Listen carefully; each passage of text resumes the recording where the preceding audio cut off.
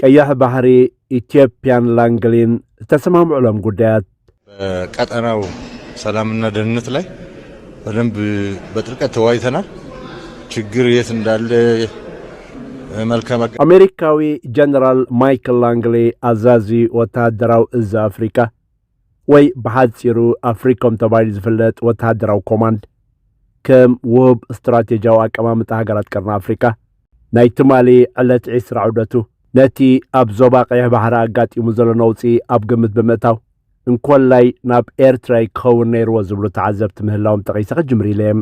ምኽንያቱ እቲ ጉዳይ ምስ ፀጥታ ቀይሕ ባሕሪ ምትእስሳር ዘለዎን ስለ ዝኾነም ኤርትራ ኸ ዝዓበየ ገማግም ቀይሕ ባሕሪ እትውንን ሃገር እያ ሞንጎ ኤርትራን ኣሜሪካን ዘሎ ዝምድና ምቅዳው ዝጎደሎ ስለ ዝኾነ ግን ናይ ክልቲኣተን ሃገራት ዝምድና ንኸምኡ ዓይነት ምብፅጻሕ ዝዕድም ብዘይምዃኑ ዑደት ናይ ጀነራላት አፍሪኮም በሐፈሻ ኣብ ሶማልያን ኢትዮጵያን ዘተሓጽረ እዩ ኣሜሪካ ኣብ ጅቡቲ ዝዓበየ ወታደራዊ ማዓስከር ስለ ዘለዋ ኸ እቲ ኣብ ጅቡቲ ዝግበር ምብጻሕ ጀነራላት አፍሪኮም ከም ርዱእ ወሲድና ማለት እዮም ጀካ ሶማልያን ጅቡትን ኢትዮጵያን አፍሪኮም ምስ ኬንያ እውን ጽቡቕ ምትእስሳር እዩ ዘለዎም ስለዚ እቲ ኣብቲ ርክባት ክትኣቱ ዝነበራ ግንዘየላ ኤርትራ ጥራይ ትኸውን ዘላ ማለት እዩ ዝኾነ ኣብዚ ናይ ትማሊ ዑደቱ ላንግሊ ደድሕርቲ ኣብ ሶማሊላንድ ዝገበሩ ምብጻሕ እዩ ናብ ኢትዮጵያ በፂሑ ክልቲኡ ዑደታት ምትእስሳር ከም ዘለዋ ኸ ንጹር እዩ መጀመርታ ግና ኣሜሪካ ካብ ኣፍሪቃ እንታይ ስለ ትደልያ ነዛ ኣፍሪካ ኮማንድ ሰሜቶ ወተሃደራዊ እዚ መስሪታ ዝብል ሕቶ ምልዓል ነቲ ኩነታት ንምርዳእ ሓጋዝ እዩ እቶም ናይ ኣፍሪኮም ዕላማታት ተባሂሎም ዝግለጹ 4 ጉዳያት እዮም ንሳቶም ከ ሓደ ኣፍሪኮም አንጻርቶም ኣብ ዝተፈላለዩ ክፋላት ኣፍሪካ ዝርከቡ ግብረ ሽበራውያን ተባሂሎም ዝግለጹ ዕጡቓት ጉጅለታት ዝፍጸሙ ወተሃደራዊ ስርሒታት ዘካይድ ወተሃደራዊ ትካል እዩ እቲ ትካል ነቲ ፀጥታዊ ረብሓ ኣሜሪካ ዝብልዎ ጉዳይ ንምሕላው ዝቆመ እዩ ከምቲ ብመንገዲ መንግስቲ ኣሜሪካ ወይ እቲ ወተሃደራዊ እዚ ዝግለጽካ ኣፍሪኮም ነተን ብከም በዓል አልሸባብ ቦኮ ሓራምን ካልኦት ምስ አልቃዒዳ ምትእስሳር ኣለዎም ዝበሃሉ ዕጡቓት ጉጅለታትን መጥቃዕታት ዝወርደን ሃገራት ኣፍሪካ ምሕጋዝ ዝብል ዕላማ ዘለዎ እዩ እቲ ሓገዝ ናይ ስለያ ሓበሬታታት ምልውዋጥ ወተሃደራዊ ስልጣናታት ምሃብ ከምኡውን ገለገለ ወተሃደራዊ ስርሒታት ብሓባር ምክያድ ዝብሉ ጉዳያት ከም ዘጠቓልል ይግለጽ ክልተ እቲ ኻልኣይ ዕላማ ኣብ ምምዕባል ወተሃደራዊ ዓቕምታት ሃገራዊ ኣፍሪቃ ምሕጋዝ ዝብል እዩ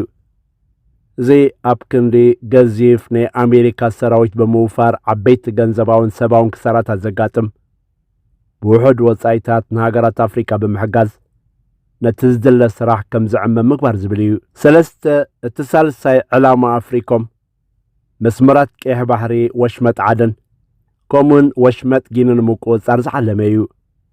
ከምኡ ብምግባር ኣሜሪካ ካብ ናይ ባሕሪ ቅርሳናታት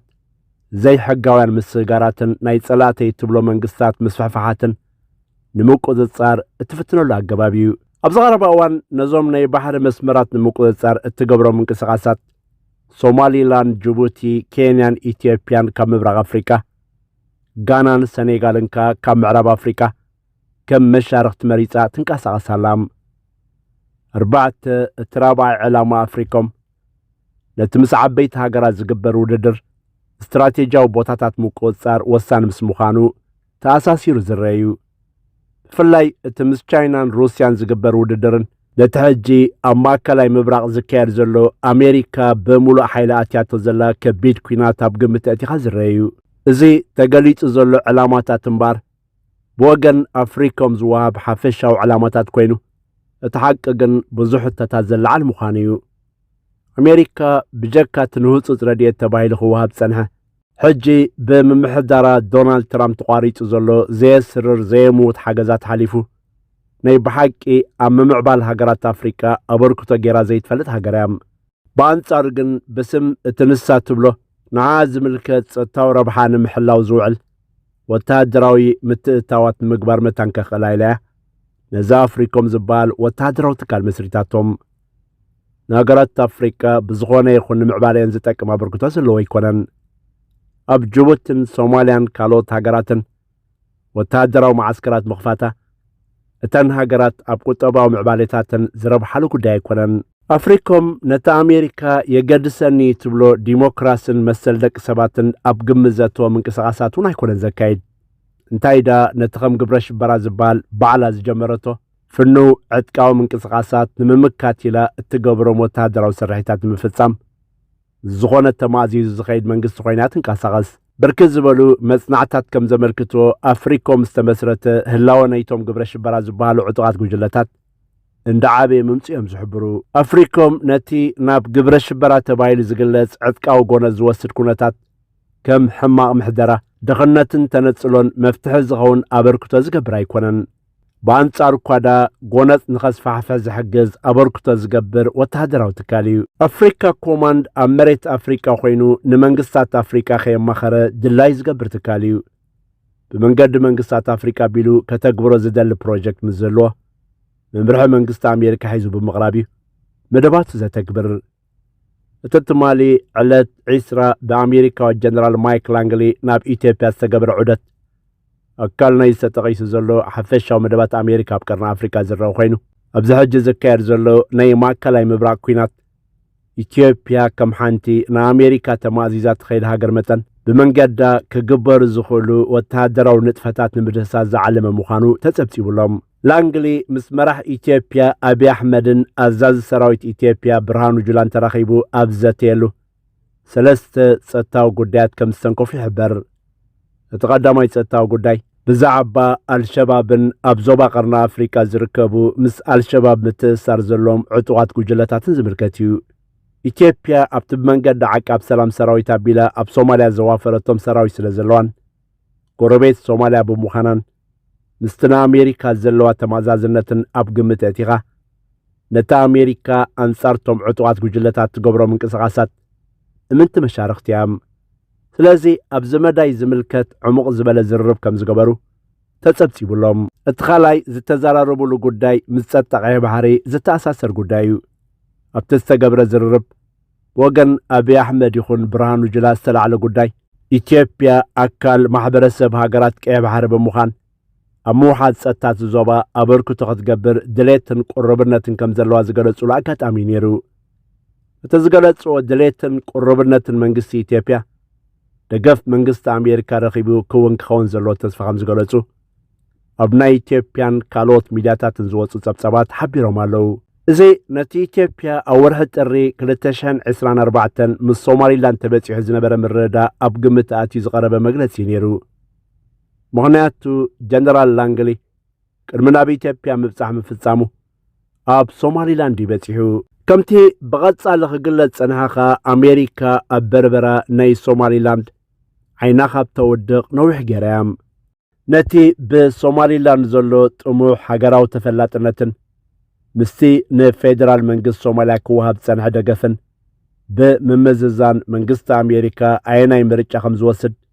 ፍሉጥ ኣይኮነን ዝብሉ ንባባት እዮም ጸኒሖም። እንተኾነ ግን ምምሕዳር ትራምፕ ካብ ምስ ፌደራል መንግስቲ ሶማልያ ምስራሕ ንሶማሊላንድ ተፈላጥነት ብምሃብ ምስኣ ምስራሕ ይሓይሽ ዝብል ምርጫ ኣብ ቅድሚት ሰሪዑ ምህላው እዮም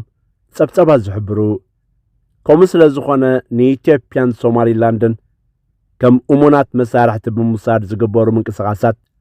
ክህሉ ይኽእሉ እዮም። እቲ ሳልሳይ ተዘራረብሉ ጸጥታዊ ጉዳይ ምስ ዕጡቓት ጉጅለ ሕሳውያንን እዚ ሕጂ ኣብ ሞንጎ እስራኤልን ኢራንን ዝኸይድ ዘሎ ኩናት ተኣሳሲሩ ክፍጠር ዝኽእል ምዕባለታት ዝምልከት እዩ።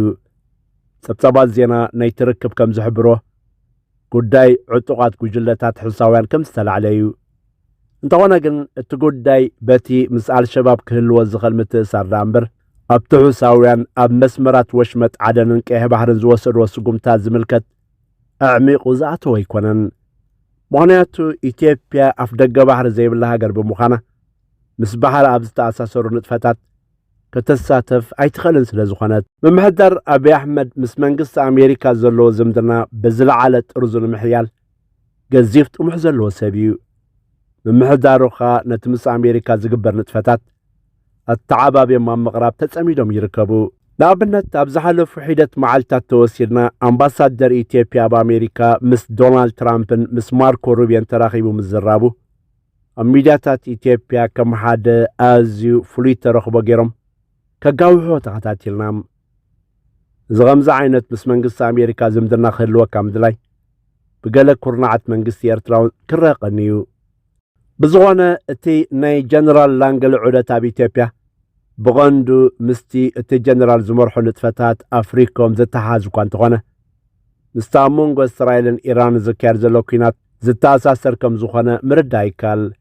إيران متصابو بحرمز بمعصاو ناباب المندب كساقر سلتخل أفريكوم كا مسباب المندب كتاو متسال سلزلو ناقرات كرنا أفريكا أبحاد زتت أنا نقا سينيارو زأتوان كونتات